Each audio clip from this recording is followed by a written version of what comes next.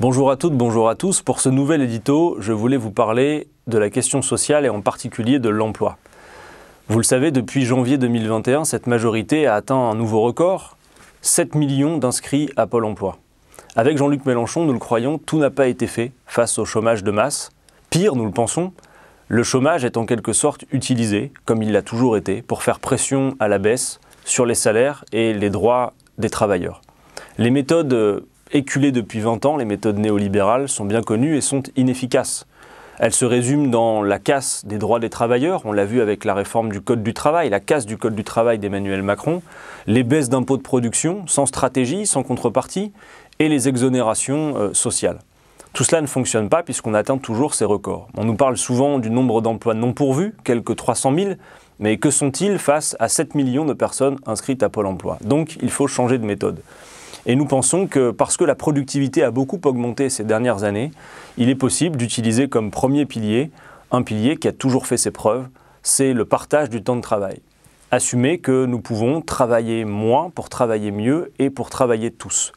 Pour cela, nous voulons appliquer réellement les 35 heures, qui ne sont pas appliquées dans le pays, la moyenne est à 39 heures, et aller plus loin en expérimentant les 32 heures par la semaine de travail de 4 jours, comme cela est fait dans d'autres pays. Nous proposons aussi d'avoir une 6e semaine de congés payés. Car en effet, depuis qu'on a eu cette conquête en 36, à mesure que les années passaient, que la productivité a augmenté, les salariés faisaient l'acquisition de nouvelles semaines de congés payés. Et ça fait très longtemps qu'il n'y en a pas eu une supplémentaire. Pourquoi? Parce que dans l'intervalle, le capital s'est accaparé toujours plus de la richesse produite par les travailleurs. Baisser le temps de travail, c'est aussi un moyen de répartir la richesse produite. Et nous voulons réaffirmer la retraite à 60 ans. Premier pilier donc, le partage du temps de travail. Le deuxième pilier, pour atteindre le plein emploi, c'est de répondre aux grands défis devant nous. Le défi du 21e siècle, c'est la planification écologique pour répondre aux défis climatiques. Nous avons besoin d'organiser dans un temps limité cette planification en faisant la transition énergétique, l'économie de la mer, la rénovation du bâti pour en finir avec les passoires thermiques, la transition agricole. Tous ces métiers, tout cela va nécessiter beaucoup de main-d'œuvre, beaucoup d'emplois. Raison pour laquelle nous ne partageons pas l'idée selon laquelle le travail va manquer. Au contraire, l'application d'un programme comme l'Avenir en commun, c'est beaucoup de travail, beaucoup d'emplois qui sera nécessaire. Nous avions chiffré en 2017 à près de 1,5 million d'emplois, fourchette basse, le nombre d'emplois créés par la planification écologique.